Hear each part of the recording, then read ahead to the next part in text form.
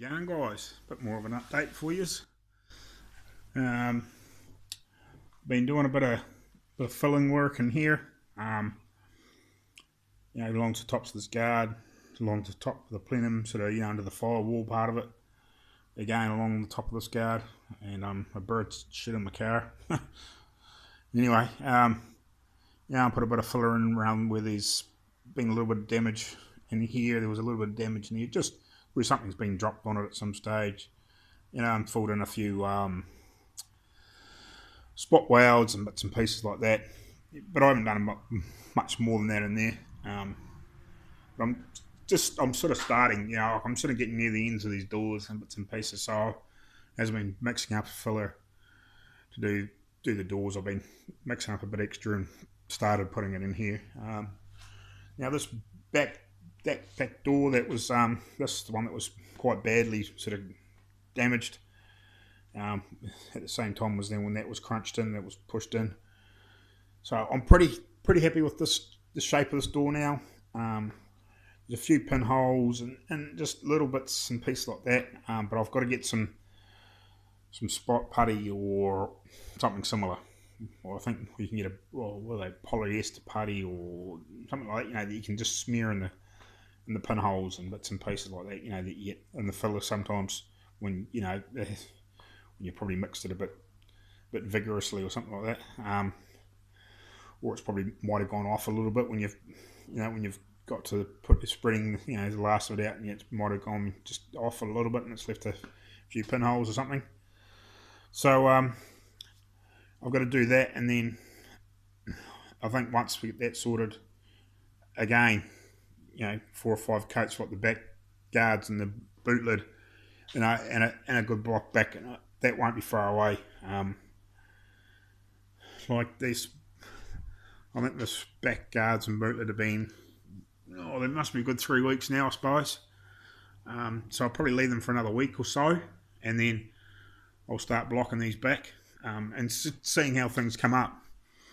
But I was looking across here earlier on, and you can sort of see with some of this light, you can see where the primer's shrunk back into, some of the where I've been repairing. It's initially that you could see some of these pieces, but some of these have come up more, more prominent than what they were, a couple of weeks ago, or initially like the day after, when I sprayed it, it actually looked, apart from a few wavy spots and a couple of spots, it actually looked quite good. But now it's starting to really shrink into some of those places. There's a little low mark in there. It looks like it's just, it's probably just a spot where I've missed, a little bit of filler. Same here. But generally that'll all block back out. I'm not worried about going through through the filler once I get down to sort of 320 or even 400. But as long as I'm not touching steel, and then before I, and then I'll go over and fill in any other tiny imperfections, and then it'll be another, once I've done that, it'll be another good couple of coats, and then it'll be final blocks and then paint. But we're still a wee way away from that stage, but I can see it. It's shrinking into those repair spots now, and you can still see those little waves, bits and pieces. But that's where that block, when you're blocking, it comes. You can smooth that all out. Hopefully, you might need another coat of filler, or not filler, but high build primer. You might need another couple of coats, and in the odd spot, or maybe even a little bit of spot putty or something. Just to take the odd mark out. But that's all.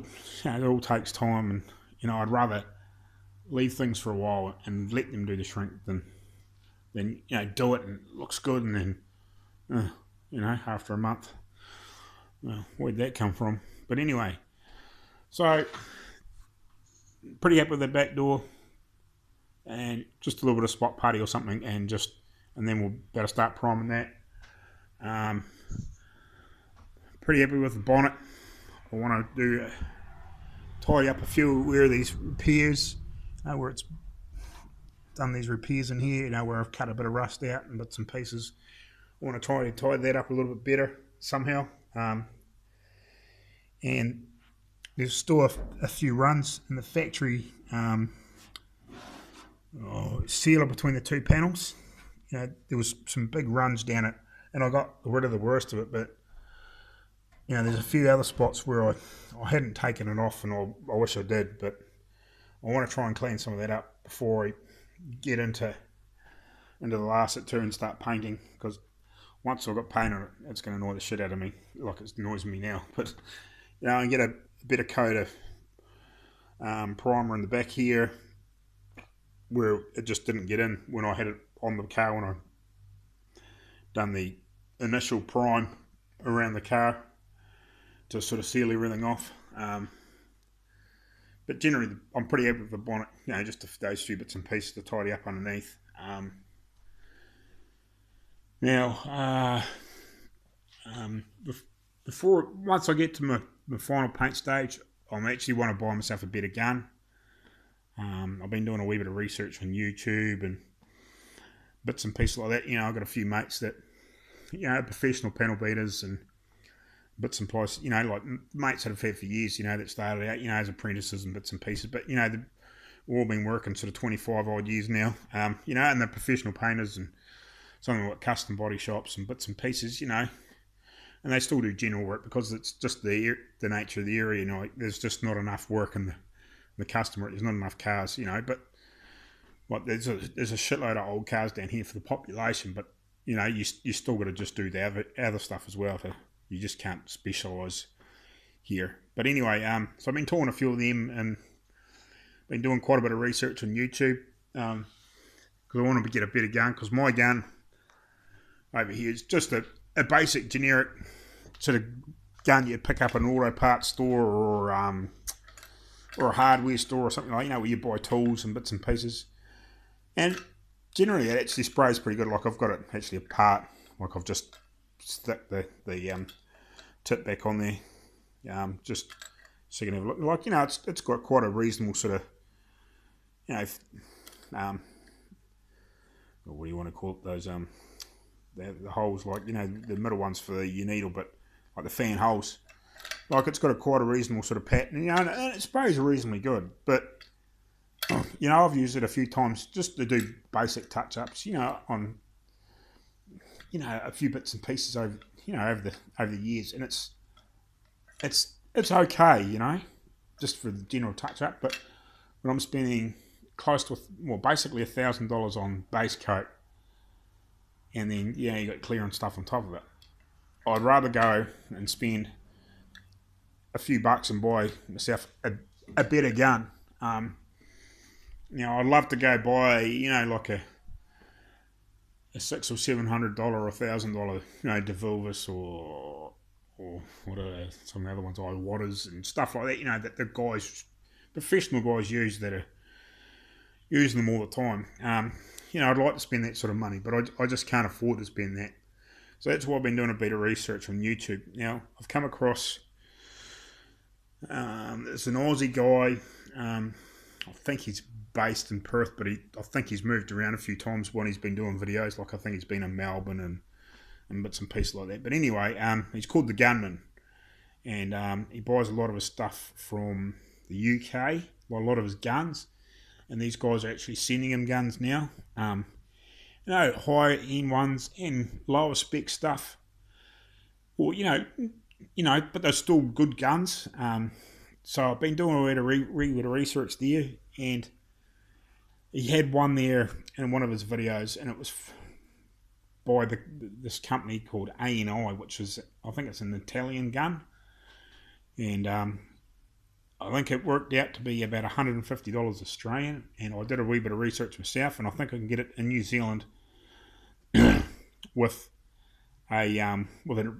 a regulator to put on the bottom from the same company, and it was one of the regulators he actually recommended.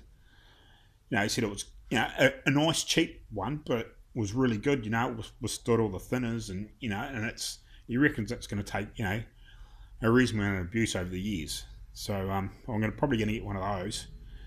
and this gun, and I think I can get it here landed for about $170, $180. So like it's not an expensive gun, but it's better than that. And he's used it and tried it, and and he's painted quite a few bits and pieces with it, as he said on the review. And he said, yeah, it's not as good as your $600 or $700 DeVilbiss or what or anything, but he said it's bloody close. It's one of those things. If you really muck around with it and you really fine tune it, you can get a real good, nice flat paint job and all those sort of things. But he's one of these guys, if he gets a bit of shrinkage in a paint job, like he'll show you, and show you how to fix it and all that sort of shit. And I got a bit of dust in this one, and he's not afraid to say so either, So he's a good, genuine guy. But this company sending him guns, and he's doing some really nice paint work. He's painting some real nice classic Australian cars.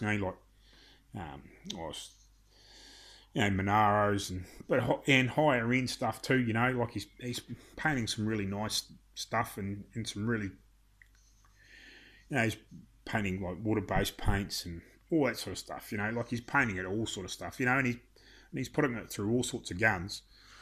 And he's got some real good tips. Like one real good tip that I come across that I didn't really know about. You like your bigger metallics and your pearls and stuff like that. Your final base coat.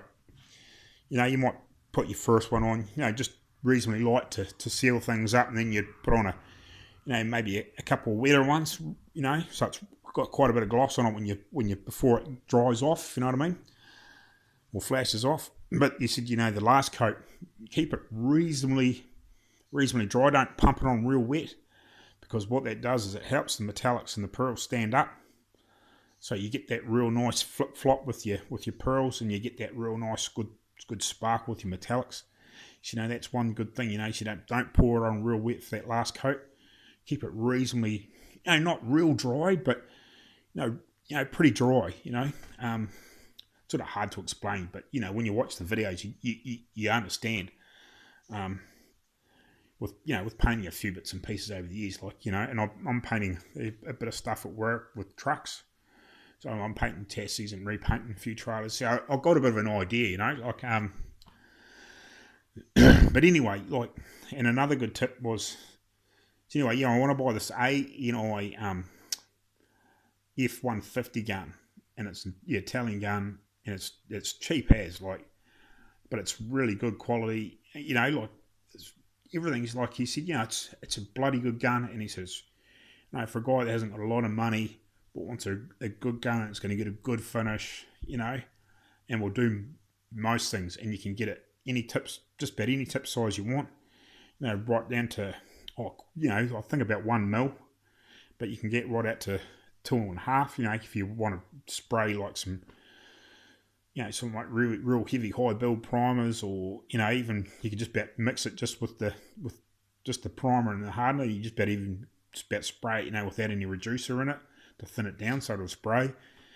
Like that sort of stuff, and your real heavy, say maybe some of your underbody texture sprays, but not the real heavy stuff, but like those sprayable texture coatings. You can spray all that, easy as. With this gun, if you change your tips and your needles. So, and another good trick was, which I thought was an excellent trick. You sort of get to this sort of stage, like with your panel, you guide cut it a couple of times or whatever. He said if you get good enough, you just about don't need guide coat, especially when you're doing it all the time. But again, as he said, occasionally I get a shrunk spot, so I've missed it. But so a real good tip was with your Prepsol wax, or your wax and grease remover, or your silicone remover. So, give your panel a good spray when you think you're pretty happy with it, especially even at this stage, or primer.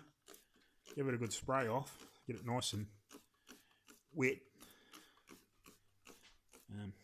Try and get it even as you can, but you can get a real good look now. Let's get a little more in there.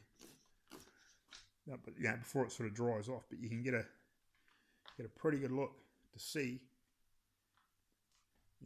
That's just water, I think. We'll just do that quick. Yeah, it is. But like you can get a real good look to see how sort of straight your panel is. Like you can use that light. So like this panel, like okay, there's a little. Well, that might be still watered too, actually, or just the prep salt. But you can see that. Okay, it's not quite perfect there, but hopefully that'll come out with the with 4 or 5 coats of high build. But that's looking, using that light as a as a ripple tester, that's looking pretty good. I'm pretty happy with that, as I said, like it's not 100% perfect yet, but the worst of that will come out with the high build primer and blocking back. So I'm pretty happy with that. That's a bloody handy tip, and it's better than using water, because water makes your panel steel rust. It's the worst thing you want. Is water on there when you're trying to get to this stage and get a bit of water seep through your filler, and all of a sudden it starts rusting from underneath after you paint it.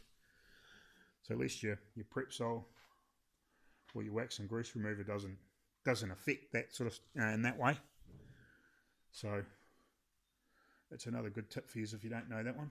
And another thing you said too with spraying your pearls and your metallics, your first coat of clear, keep it reasonably dry too, so it doesn't make those pearls and metallics lie down again with the wet coat. Give it a reasonably like a good coverage, but keep it reasonably dry. So, and then let it sort of almost flash off, and then start pouring your good heavy wet coats on there. So because my paint's going to have pearl in it, so that's sort of why I'm sort of saying so I'll leave it at that. I'll do some more, and hopefully by the weekend. It's only Tuesday night now. I'll have the rest of these doors buggered. I might have another go at this one. Just have a real good look. I might do my wet trick and have a real good look across that door and see if it actually needs a skim coat. A few things like that. So we'll leave it at that, and we'll get back to you later on. Cheers.